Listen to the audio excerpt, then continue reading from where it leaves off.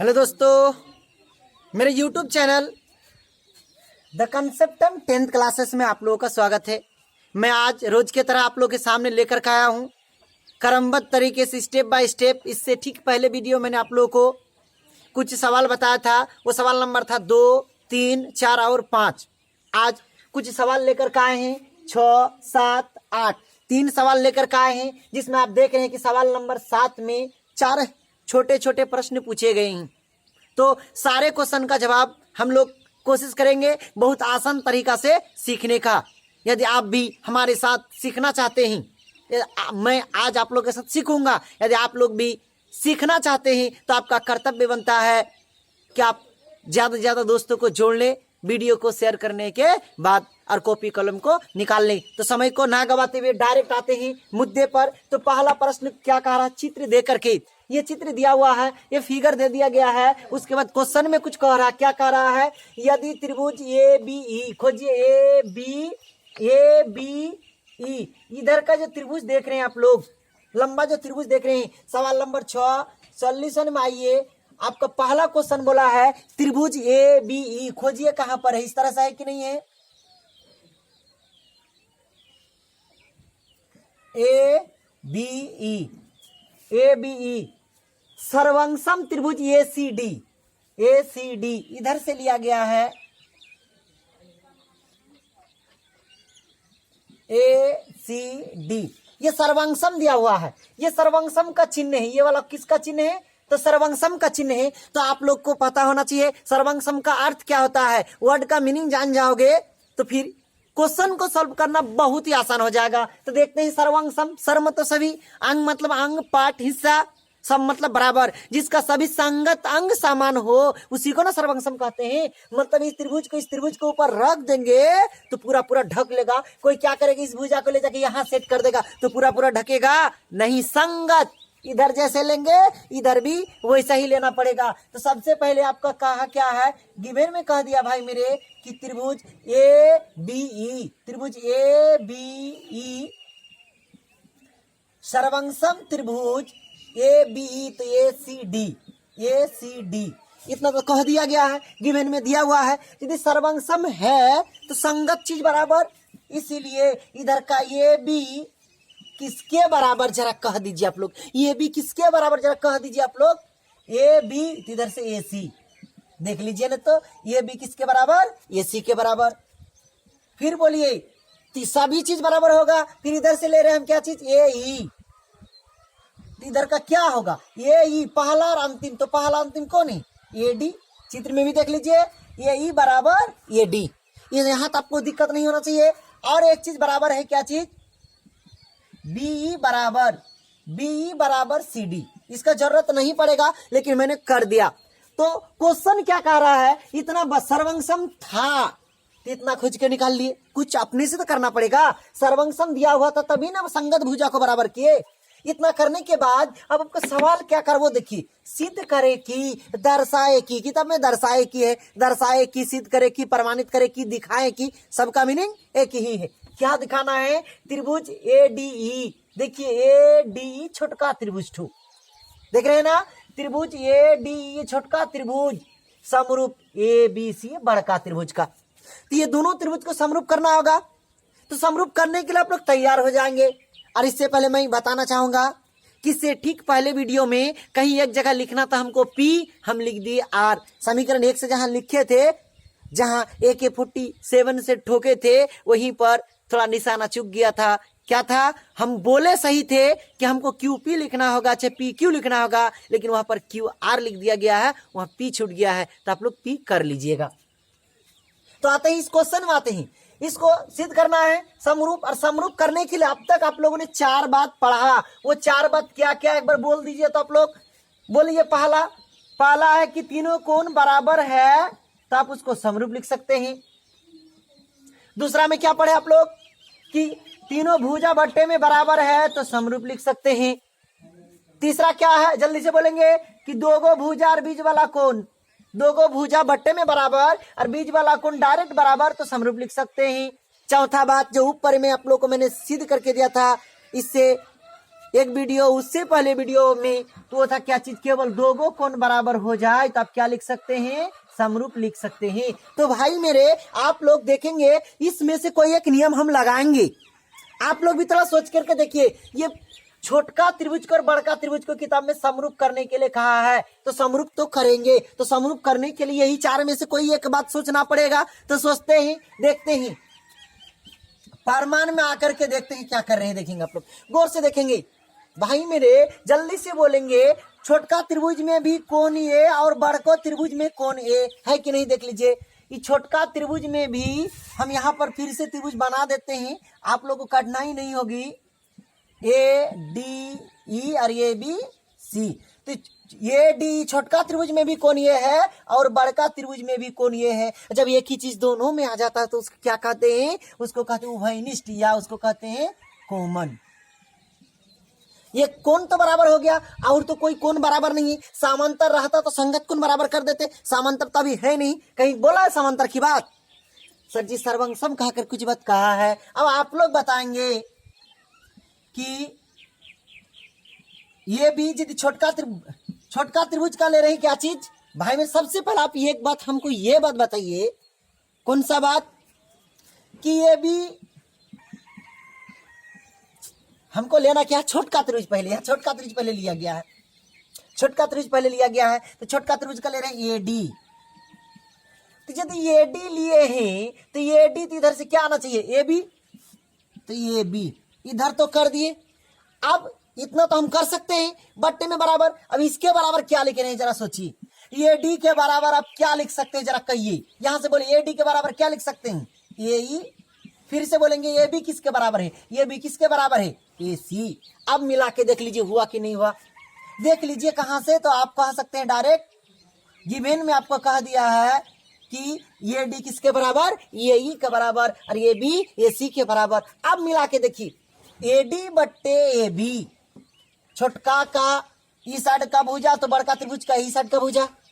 इधर के देखेंगे छोटका त्रिभुज का ये ई तो बड़का त्रिभुज का ए सी, दो भुजा बट्टे में बराबर और बीच वाला कोण हो गया बराबर। तो दोनों त्रिभुज समरूप हुआ कि नहीं हुआ, इसलिए आप कह सकते हैं त्रिभुज, नाम बोलिए तो ए डी ई समरूप त्रिभुज ए बी सी। कौन सा नियम लगे एक बार आप लोग देख के बताएंगे, तो आप लोग कह सकते हैं कहां से, तो यस ए एस समरूपता से। तो हो गया आपका क्या चीज, प्रूव्ड। तो आप आराम से कर सकते हैं, इतना आपको सोचना पड़ेगा। यदि कौन तीनों बराबर रहता है तो हम कर लेते, कौन तो बराबर दिया हुआ था नहीं, तो इतना आपको सोचना पड़ेगा कि ये चार में से एक ही ना बात आपको सोचना है। पहला बताओ तीनों कौन बराबर थी, नियम खत्म, ये नियम खत्म। तीनों कौन बराबर तो है नहीं, बचा कौन, तीनों भुजा बट्टे में बराबर। तो तीनों भुजा भी बट्टे में बराबर हो सकता था, क्योंकि आप देखेंगे जरा सा, बी किसके बराबर है, बी ई बराबर है सी डी का। तो खोजिए कहाँ है, बी और सी डी, बी ई और सी डी ये वाला त्रिभुज में है ही नहीं, इसके लिए इसको हम लिए ही नहीं। तो हमको कई भुजा दिखाई पड़ रहा है, दो भुजा बट्टे में बराबर, दो भुजा दिखाई पड़ रहा था, और वो दोनों भुजा यहाँ मौजूद है, जिसके कारण दो भुजा को बट्टे में बराबर किए। और एक कोण तो सबके नजर आना चाहिए, तो कौन ये दोनों में है। तो आराम से क्या कर दिए, इसको प्रमाणित कर दिए। आप लोग क्या करेंगे, इसको एक बार उतार लेंगे, इसको मैं बहुत जल्द मिटाने वाला हूं, थोड़ा सा जो क्वालिटी को बढ़ाकर।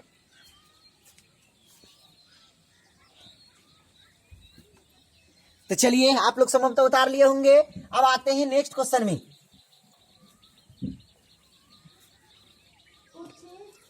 सवाल नंबर 7 में आते हैं। 7 में क्या कर, इससे पहले सवाल नंबर 6 था, यदि गलती से मैं 7 लिख दिया था तो आप लोग 6 कर लीजिएगा।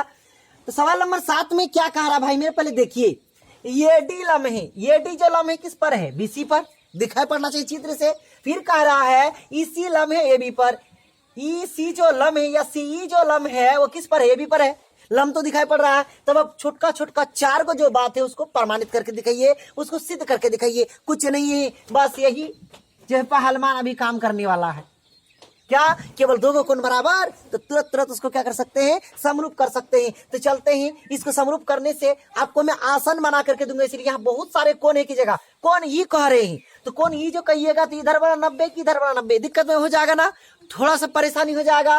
अब कौन पी कहिएगा तो कौन पी में ईठो कौन बोलिएगा, कीठो बोलिएगा, कीठो बोलिएगा, ईठो बोलिएगा। चार चार को कोना बना हुआ पी के पास, ये के पास देखिए ई वाला भी कोना है, ई वाला भी कोना है, दिक्कत में पड़ जाएगा ना। तो इसीलिए हम लोग क्या करते हैं, उसको कुछ ना कुछ उसका नाम दे देते हैं, उसको कोई चीज से चिन्हित कर देते हैं। यदि नाम दे देंगे वहां कुछ ना कुछ चिन्हित कर देंगे तो बनाने में सुविधा होगा।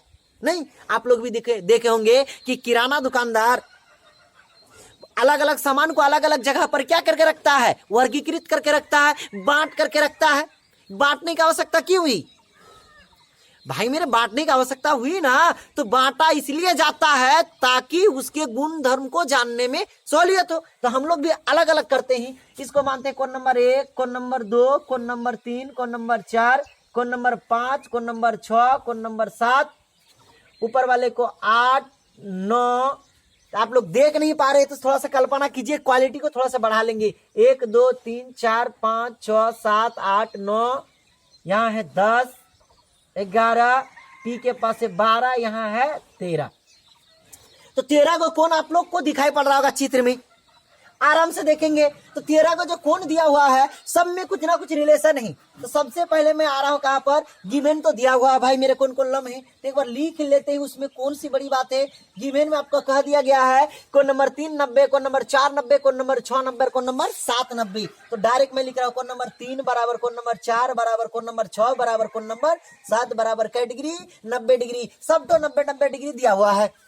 तो हमें साबित करना है। अब परमान आते हैं डायरेक्ट कै नंबर पर, तो 1 नंबर पर कौन कौन सा त्रिभुज एक बार जरा सा देख लीजिए। पहला में कह रहा त्रिभुज क्या है, देखेंगे ए पी, और कौन सा त्रिभुज बोला है, देखिए त्रिभुज सी डी पी में भाई मेरे समरूप करना है तो कोई ना कोई चीज तो खोजना पड़ेगा, या हम बार बार एक ही नियम से बनाएंगे, वो होगा उप परिमेय। क्योंकि मैंने आपको कहा था ज्यादातर सवाल इसी से बनेगा कि दो कोण बराबर करेंगे ठोक देंगे क्या, परिमेय, सॉरी परिमेय नहीं समरूप। तो जल्दी से बोलेंगे ये दो, ये पी ई कहाँ है, ये ई पी छोटका त्रिभुज नजर आ रहा है ना, तो जरा उसका बोला सी डी पी ऊपर वाला छोटका त्रिभुज। तो जल्दी से देखेंगे भाई मेरे, जल्दी से देखेंगे कौन नंबर 13 बराबर कौन नंबर 11, क्योंकि आमने सामने का कौन है, यह वाला कौन और यह वाला कौन आमने सामने का कौन है कि नहीं है। तो ये वाला त्रिभुज में कौन नंबर 13, तो इधर वाला त्रिभुज में कौन नंबर 11, काहे बराबर है, क्योंकि सम्मुख कोण, कैसा कोण, सम्मुख कोण, और सम्मुख कोण भी बराबर मैंने आपको सिद्ध करके दिया।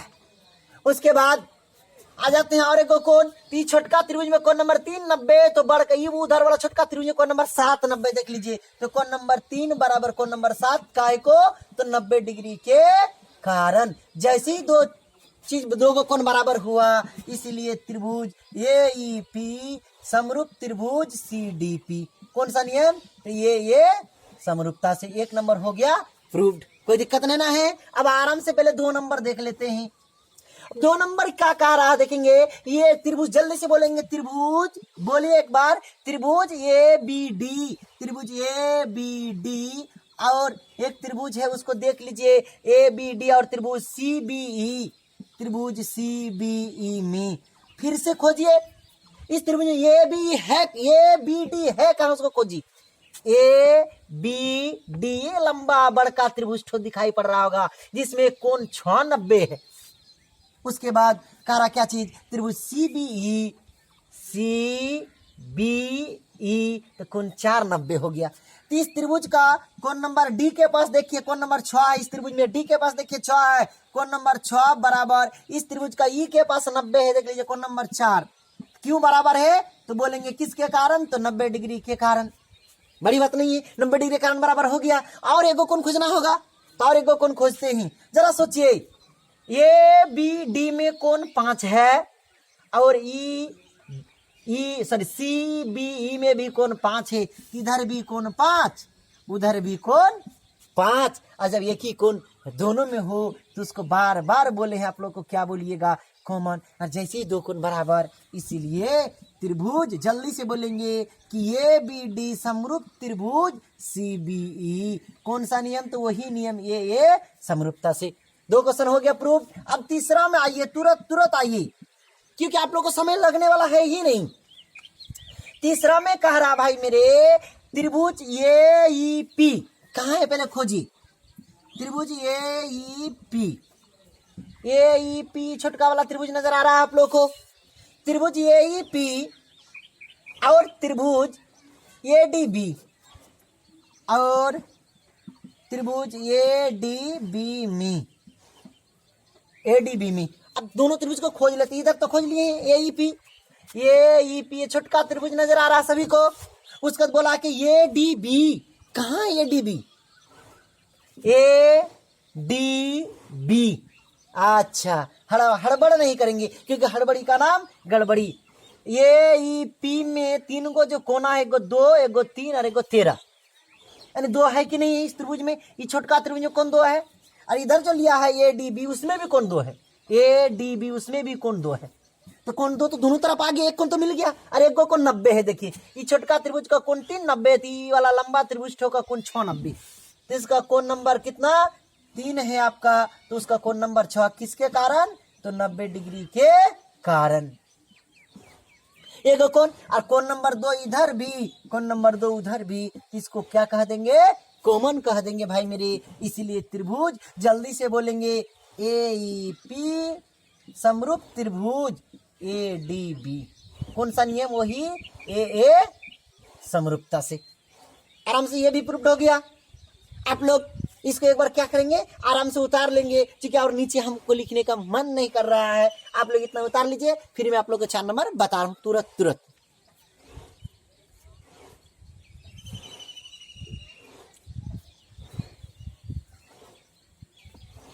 चलिए आप लोग वीडियो को रोक करके उतार लिए होंगे। अब आते हैं कितने नंबर पर? इसी का आते हैं 4 नंबर पर आते हैं। तो देखते हैं 4 नंबर पर सवाल क्या कहा गया है। 4 नंबर कह रहा है त्रिभुज, जल्दी से बोलेंगे, त्रिभुज पीडीसी और त्रिभुज बीईसी में गौर करके देखिए तो आप लोग, जल्दी से देखिए तो ये वाला त्रिभुज है क्या? पीडीसी ऊपर वाला त्रिभुज देखेंगे। पीडीसी का कौन? डी तो 90 बोले तो कौन 790 है। उसका बोला बीईसी ये वाला त्रिभुज में कौन 490 है। तो चलिए इसका कौन 7 तो इसका कौन 4 का है बराबर, तो 90 डिग्री के कारण बराबर हो गया। उसके बाद क्या कह रहा देखेंगे, और एक कौन तो खोजना पड़ेगा, जब तक नहीं खोजेंगे तो होगा नहीं। तो जरा सोचेंगे कौन 8, देखिए पीडीसी में कौन नंबर 8 मौजूद है, ये वाला ऊपर वाला कौन तो, और ये लंबा त्रिभुज में भी सीबीई में भी कौन 8 मौजूद है। इधर भी कौन 8, इधर भी कौन 8। यदि दोनों में है तो उसको कह देंगे कॉमन कह देंगे। इसीलिए त्रिभुज जल्दी से बोलेंगे पीडीसी समरूप त्रिभुज बीईसी। वही कौन सा नियम? ए समरूपता से। इसी जब समरूप हो गया तो मेरा प्रूफ हो गया। तो कुछ था क्या? हर एक सवाल में बस आपको यहां से आपको त्रिभुज को अलग करने की जरूरत है। हर एक क्वेश्चन जो आपने बनाया, जो त्रिभुज का, उसको अलग कर लीजिए, उसको निकाल लीजिए वहां से। कैसे निकालिएगा? तो भाई मेरे रिंच लगाना होगा, रिंच लगा वही पाएगा जो मिस्त्री होगा। मिस्त्री मतलब जिसके पास थ्योरम का कंसेप्ट होगा। नहीं तो आपके पास थ्योरम का कंसेप्ट कब होगा?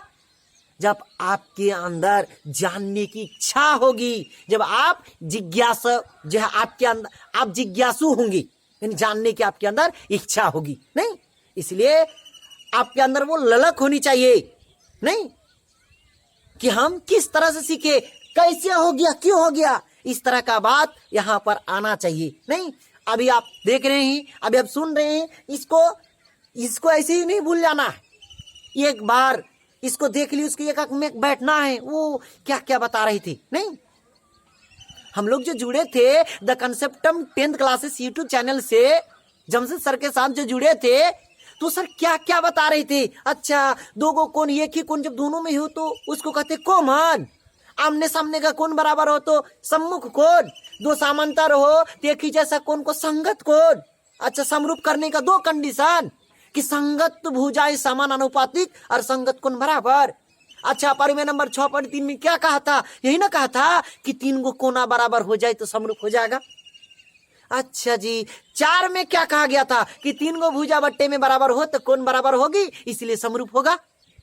5 में क्या कहा गया था कि एक गो दो अलग अलग त्रिभुज में एक गो कोण बराबर हो और उस कोण को अंतरित करने वाली भुजाएं, अंतरित करने वाली मतलब बनाने वाली दो भुजाएं समानानुपात में हो तो समरूप हो जाएगा। इसके भी अलावे 3 बात के भी अलावे और एक बात कही थी, वो क्या, वो बात था क्या कि केवल 2 गो कोण बराबर हो जाए तो उसको हम लोग समरूप लिख सकते हैं, क्योंकि 2 कोण बराबर तो तीसरा ऑटोमेटिक बराबर हो जाएगा। क्योंकि दुनिया का कोई भी त्रिभुज हो जाए, त्रिभुज के तीनों कोणों को ऐड करेंगे तो 180 ही ना पूरेगा।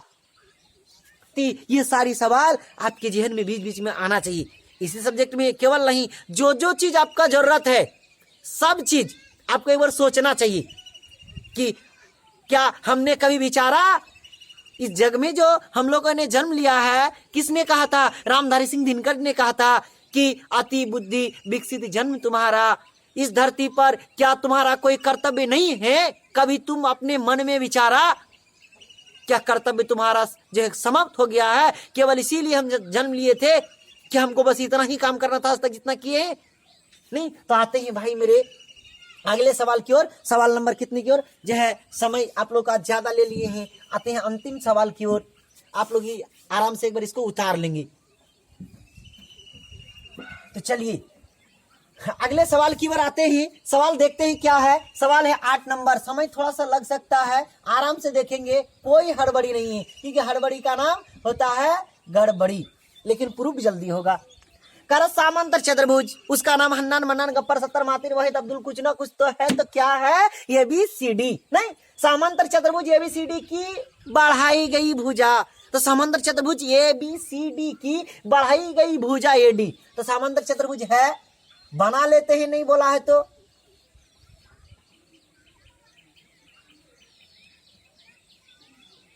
ABCD। अब क्वेश्चन क्या कहा गया है? समांतर चतुर्भुज ABCD की बढ़ाई गई भुजा AD, AD को बढ़ाना है। क्या करेंगे? इधर बढ़ा देंगे तो AD नहीं बढ़ा, वो DA बढ़ा। A से D की ओर जाना है। AD मतलब A से D की ओर। जब वेक्टर पढ़िएगा आप लोग, वहां दिशा भी आता है। वेक्टर बोले तो सदिश राशि, उसकी दिशा होता है तो तीर का चिन्ह A से B की ओर। इसको क्या पढ़िएगा? B से A की ओर। फिर इसको क्या पढ़िएगा? इसको पढ़ना पड़ेगा B से A की ओर, क्योंकि A से B की ओर जाकर माइनस लग गया है, उसका उल्टे तरफ ना चलना है, तो वही B से A की ओर लिखा हुआ है। तो चलते हैं, आज मैं आप लोगों को वेक्टर नहीं बता रहा हूं, आज आते हैं मैथ पर कि बढ़ाई गई भुजा कौन? AD को बढ़ाना है। कहां तक बढ़ाना है? तो कहीं तक तो बढ़ाना होगा। कहां तक? पर स्थित ई कोई बिंदु, AD की बढ़ाई गई भुजा पर ई कोई क्या है? स्थित बिंदु है। इस प्रकार से है, बिंदु है, तथा BE भुजा CD को, BE कौन? BE, तो BE को मिलाएंगे तो ना BE होगा जी। तो ऑटोमेटिक काटा है, CD को कहीं ना कहीं काटा है, तो CD को कहां पर काटा है? तो BE भुजा CD को, जो CD एक डंटा देख रहे हैं आप लोग, CD उसको यहां पर काटा है। उस बिंदु का नाम करा F है। कहां पर काटता? CD को F पर प्रतिच्छेद करता है, F पर प्रतिच्छेद करती है। तो दर्शाइए कि, साबित करे कि, प्रमाणित करे कि, सिद्ध करे कि, दिखाए कि। क्या दिखाना आप लोग को? त्रिभुज ABE, ABE, ये जो लंबा त्रिभुज तो देख रहे हैं आप लोग ABE, यही टुक के बारे में बोल रहा है। ABE समरूप त्रिभुज CFB, CFB तुरंत समरूप होगा यदि ये समांतर चतुर्भुज है। कैसे चतुर्भुज है? समांतर चतुर्भुज। चित्र तो नहीं बना, चित्र बन गया समलंब का। चित्र किसका बन गया है? समलंब का चित्र बन गया है। तो समांतर अभी बना देते हैं, उसमें कोई बड़ी बात नहीं है। समांतर चतुर्भुज ABCD, समलंब बोलता तो वो चित्र बन गया था। तो समांतर चतुर्भुज ABCD नहीं, और बढ़ाई गई भुजा कौन? AD को ही तक बढ़ाया गया है, और CD के पर कहीं ना कहीं F है। उसके बाद क्या कह रहा है? दर्शाइए कि ABE लंबा त्रिभुज समरूप त्रिभुज CFB। तुरंत हो जाएगा, देखेंगे प्रमाण में। चित्र बनाने के बाद ही मित्र बनाएंगे। देखिए जल्दी से, आप लोग कहेंगे समांतर चतुर्भुज का सम्मुख कोण बराबर होता है। ये भी एक थ्योरम है, आप लोग को मैं प्रमाण करके दूंगा। त्रिभुज चैप्टर खत्म तो होने दीजिए। तो भाई मेरे, तो ये लंबा त्रिभुज का कोण ये, और ये BCF का कोण नंबर C, समांतर चतुर्भुज का सम्मुख कोण। तो लिख रहे हैं क्या चीज? त्रिभुज किसको किसको हमको करना है, त्रिभुज ए बी ई और त्रिभुज सी एफ बी में। तो ये कौन तो मिल गया, इस त्रिभुज का कोण नंबर ए, इस त्रिभुज का कोण नंबर सी। काहे बराबर, कोई तो कोई कारण होगा, तो समांतर चतुर्भुज का सम्मुख कोण, समांतर इस तरह से होता है, लंबा लंबा दो को डंडा दे देंगे, समांतर चतुर्भुज का सम्मुख कोण होने कारण ये बराबर हो गया। अब कह रहा क्या, एक गो कोण से तो काम नहीं चलने वाला है। अब तो ये समांतर चतुर्भुज है तो आमने सामने की भुजा तो समांतर होगी ही, तो ये दोनों समांतर है और इसको काटा है, तो ये है वाला कोण और ये है वाला कोण, एकांतर अंता कोण बराबर। किसको गलती से मान लेते हैं एक, किसको मान लेते हैं दो, लिखने में होगा सुविधा इसलिए मान लिए हैं। नहीं तो बोलिए इस त्रिभुज का कोण नंबर एक इस त्रिभुज का कोण नंबर दो के बराबर। काहे बराबर लिखे हैं, तो उसको खतरा करके लिखेंगे एकांतर अंतः कोण। जैसे ही दो कोण बराबर हुआ इसलिए त्रिभुज ए बी ई समरूप त्रिभुज सी एफ बी, ए समरूपता से, समरूपता परिमेय से उप परिमेय से, क्योंकि ये परिमेय नहीं था उप परिमेय था, दो कोण नहीं, परिमेय से ये हो गया आपका प्रमाणित हो चुका है। तो आप लोग जो है इसी तरह से आप लोग हमसे जुड़े रहना चाहते हैं तो रोज रोज भूलने की आवश्यकता नहीं है, और आप इस वीडियो को ज़्यादा से ज़्यादा लोगों तक पहुंचाएं ताकि हम उन तक पहुंच करके उसको कुछ ना कुछ सिखा पाए। बस आज इतना तक ही, आप लोग अच्छे से रहें, घर पर रहें, अभी लॉकडाउन का समय है। नहीं आप लोग जानते हैं ये जो महामारी फैला हुआ है कोरोना वायरस, ये भाई मेरे एक आदमी के माध्यम से दूसरे आदमी में चले जाता है, इसलिए आप इसको तभी जो है दूर भगा सकते हैं जब आप लोगों से दूर रहेंगे, जब आप उससे दूर रहिएगा। नहीं एक जो है कहीं कीचड़ है और कीचड़ में एक पत्थर फेंकेंगे भाई मेरे, तो वो कीचड़ हम ही पर ना आकर के जो है लगेगी। इसीलिए आप लोग का काम है क्या, किसी का अगर हो गया है उसका अगल बगल में हम लोग जाएंगे जबरदस्ती, इतने मना करने के बावजूद, तो यह पैर में कुल्हड़ी मारना का बात नहीं होगा, बल्कि कुल्हड़ी में पैर मारना के बराबर होगा। नहीं जानबूझ करके वही क्या कह रहा है, क्या चीज, सर पे कफन बांधना मतलब मुत को गले लगाना। तो भाई मेरे इस तरह का काम आप लोग ना करें, आप लोग समझदार हैं।